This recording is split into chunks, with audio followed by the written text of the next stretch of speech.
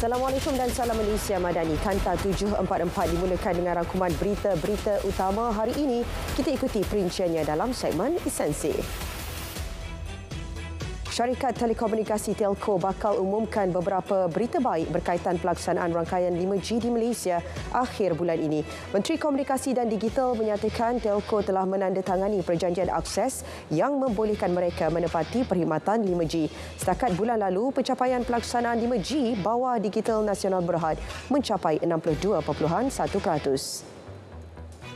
500 juta ringgit disedia menerusi inisiatif kemudahan rakyat IKR bagi membiayai pelaksanaan projek infrastruktur kecil di kawasan setempat. Ini termasuk baik pulih dewan atau jalan rosak yang dikawal selia Kerajaan Negeri dan PBT. Syaratnya projek kecil yang dimohon harus beri manfaat segera kepada masyarakat. Kosnya pula tidak lebih RM200,000 dan projek itu tidak bertindih dengan projek yang telah terima kelulusan peruntukan agensi lain. Subjek Bahasa Melayu dan Sejarah kekal sebagai syarat lulus dalam Sijil Pelajaran Malaysia SPM. Menteri Pendidikan berkata pendirian itu diteruskan memandangkan penguasaan dua mata pelajaran menerusi keputusan SPM baru-baru ini menunjukkan peningkatan. Namun, intervensi lebih agresif perlu dilaksana bagi penjamin momentumnya berterusan.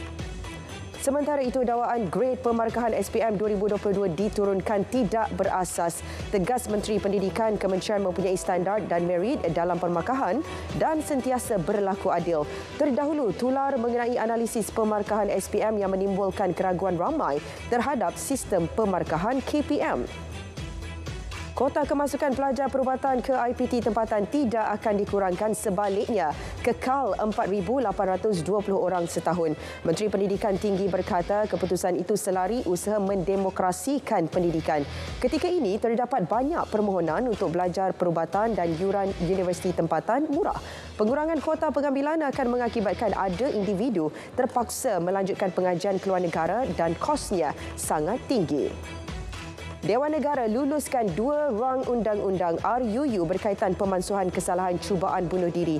Ia melibatkan RUU Kanun Keseksaan Pindaan nombor 2 2023 dan RUU Kanun Tata Cara Jenayah Pindaan nombor 2 2023. Menurut Timbalan Menteri di JPM, terdapat beberapa peruntukan mewajibkan seseorang yang cuba membunuh diri dibawa ke fasiliti perubatan untuk mendapatkan rawatan. Sementara itu, perbahasan bagi satu lagi RUU berkaitan iaitu RUU Kesihatan Mental Pindaan 2023 akan bersambung esok. Pelbagai jenis dadah dianggar bernilai RM47.2 juta berjaya dirampas Polis Sarawak. Ia hasil pelaksanaan 5 siri serbuan di beberapa lokasi, termasuk pusat hiburan dan stor penyimpanan sekitar Miri Ahad lalu. Rampasan dadah itu merupakan yang terbesar direkodkan di Sarawak setakat ini. Usaha dipergiat bagi memburu seorang lagi tahanan warga Indonesia yang melarikan diri dari loka Balai Polis Tapah 13 Jun lalu. Radius pencarian diperluas hingga ke Beratuk dan Siburan mulai hari ini. Orang ramai yang mengesan suspek atau mempunyai maklumat berkaitan diminta segera melaporkannya kepada pihak polis. Polis keluarkan 3 saman selepas meleraikan pertelingkahan membabitkan sekumpulan penunggang motosikal berkuasa tinggi dengan orang awam di Muar Ahad lalu. Kesemua saman 170E bagi kesalahan halangan itu dikeluarkan ke atas pemilik motosikal berkenaan.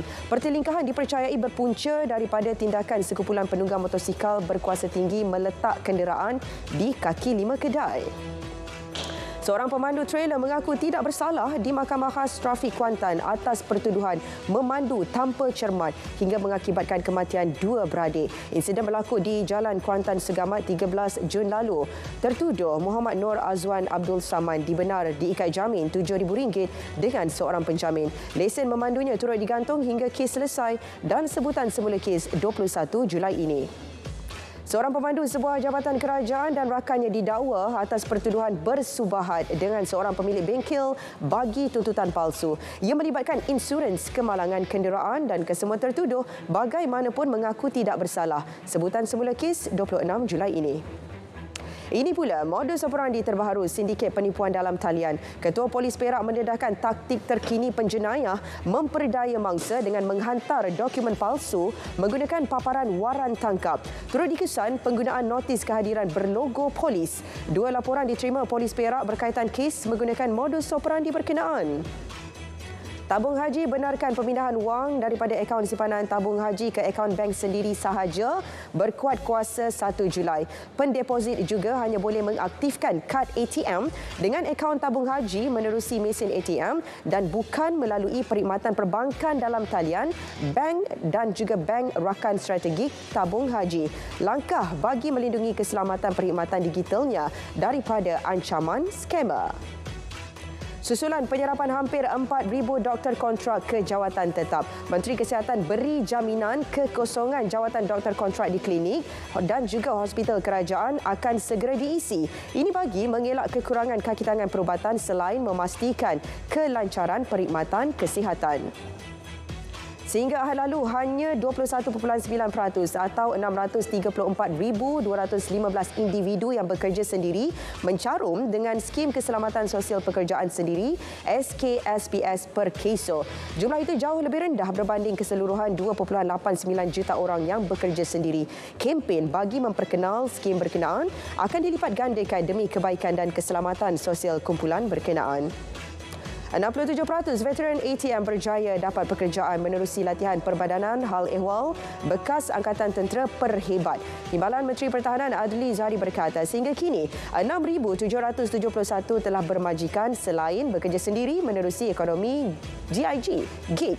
Perhebat kekal signifikan selepas bertanggungjawab melatih 22,398 veteran tamat latihan peralihan dalam tempoh 5 tahun bermula 2018. Perdana Menteri yakin pelantikan Governor Bank Negara baru Datuk Sheikh Abdul Rashid Abdul Ghafur mampu meneruskan kebijakan moneteri yang mampan dan stabil. Perdana Menteri turut menaruh sepenuh kepercayaan kepadanya dalam mendepani cabaran semasa sekaligus mencipta lonjakan baharu buat negara. Datuk Sheikh Abdul Rashid menggantikan Tan Sri Nur Syamsiah Mohamad Yunus yang dijadual menamatkan khidmatnya pada 30 Jun ini. Tindakan menambat ringgit akan mengakibatkan Malaysia hilang keupayaan untuk melanjutkan dasar moneteri. Seterusnya, memaksa BNM naikkan OPR ke tahap sama seperti kadar faedah Amerika Syarikat yang kini diambang 5 hingga 5.25%. Untuk itu, kerajaan kekal dengan pendirian tidak menambat ringgit dalam usaha tangani penyusutan nilainya berbanding dolar Amerika. Kerajaan setuju beri kelonggaran bagi kaedah perolehan kerja untuk semua projek kecil termasuk pengecualian terhadap AP182. Tujuannya mempercepat pelaksanaan projek prasarana rakyat terutama sekolah dan klinik daif. Kelonggaran membolehkan projek kerajaan persekutuan meliputi penyelenggaraan dan pembaikan dengan had nilai RM1 juta dilaksana terus kementerian dan agensi berkenaan. Pelaksananya tanpa perlu melalui JKR dan JPS berkuat kuasa serta-merta hingga akhir tahun ini. Industri kandungan kreatif negara disasar sumbang 6% kepada KDNK berbanding 1.6% ketika ini. Menteri Komunikasi dan Digital berkata ke arah itu fokus perlu ditumpukan kepada strategi pemasaran filem ke peringkat antarabangsa. Penambahbaikan akan dilaksana bagi menyokong industri itu yang dilihat berpotensi untuk berkembang dan bersaing di persada global. Sultan Selangor, Sultan Sharafuddin Idris Shah dan Tengku Permaisuri Selangor, Tengku Permaisuri Nor Ashikin berangkat menunaikan ibadah haji. Baginda berdua berlepas dari Kompleks Bunga Raya KLIA pukul 3 petang menaiki pesawat khas ke Madinah. Ketibaan baginda turut diiringi Raja Muda Selangor, Tengku Amir Shah dan Menteri Besar Datuk Seri Amiruddin Syari. Sultan Sharafuddin dan Tengku Permaisuri Nor Ashikin dijangka kembali ke tanah air pada 4 Julai. Tiada notis gangguan bekalan air dikeluarkan syarikat air Darul Aman Sada selepas tangki mendapan tambahan loji rawatan air Jeneri siap sepenuhnya 27 Mac lalu. Ia dibina bagi meminimumkan pengurangan operasi LRA akibat kerja cucian tangki sekaligus memberi kelegaan kepada 7,000 ekor pengguna di daerah Sik dan Pendang. Projek bina tangki mendapan tambahan itu menelan kos RM3.1 juta dan siap 3 bulan lebih awal dari pasaran. Lebihan dagang Malaysia bulan lalu catat kenaikan 21.4% kepada RM15.42 bilion. Bagaimanapun jumlah dagangan kurang 2% kepada RM223.8 bilion. Ia sejajar permintaan global yang perlahan selain harga komoditi yang rendah. Malaysia melonjak 5 anak tangga di kedudukan ke-27 dalam ranking daya saing dunia WCR, Institut Antarabangsa bagi Pembangunan Pengurusan IMD 2023. Tahun lalu, negara berada di kedudukan ke-32 berbanding 14 negara di Asia Pasifik pula. Malaysia berada di kedudukan ke-6. Penilaian berdasarkan prestasi ekonomi selain kecekapan kerajaan, perniagaan dan infrastruktur. Keyakinan pelabur asing terhadap Malaysia semakin baik. Menteri Komunikasi dan Digital menyatakan perkara itu dan disuarakan para pelabur yang beliau temui pada Minggu Teknologi London LTW 2023 baru-baru ini. Fahmi Fazil optimis ia bakal mendorong kemasukan lebih banyak pelaburan, terutama bidang teknologi digital. Dalam misi pelaburan ke LTW 2023, Malaysia berjaya raih komitmen pelaburan 8.3 bilion ringgit dalam sektor berkenaan. Peluang pelabur 1 bilion ringgit dijangka dapat dijana menerusi program Mangkin Digital Pemangkin menjelang 2025. Bagi merealisasikan misi itu, peruntukan 238 juta ringgit disedia menerusi MDEC sebagai pelaburan awam ke dalam 9 sektor pemangkin. Fokus tertumpu kepada pembangunan industri termasuk infrastruktur digital dan pendidikan. Pada masa sama, melengkapkan rakyat dengan kemahiran diperlukan untuk kuasai ekonomi digital. Ciri kill switch yang diperkenal Bank Islam membolehkan pelanggannya melindungi sendiri dana mereka daripada penipuan dalam talian, juga menyah aktif sementara akses ke beberapa perkhidmatan perbankan internet. Elemen keselamatan baru itu turut menyekat segera semua transaksi keluar kad debit iBank Islam pelanggan. Ciri ini akan berkuat kuasa serta-merta sebaik pelanggan membuat permintaan baru pada tetapan platform perbankan internet atau mudah alih mereka. Memangkin dialog dan menterjemah buah fikiran jadi tindakan bagi menghasilkan impak sosial ekonomi yang nyata kepada masyarakat. Itu objektif penganjuran The Hasanah Forum 2023 yang berlangsung 3 hari mulai hari ini. Ia menghimpunkan para pemimpin dan pengamal organisasi masyarakat sivil, pembuat dasar, pemain industri, perniagaan dan golongan akademik. Perdana Menteri dijadual menyampaikan ucapan penutup forum tersebut Khamis ini. Ini pula susulan kes kematian 42 pelajar sebuah sekolah di Uganda. 20 orang termasuk guru besar sekolah terbabit ditahan untuk siasatan.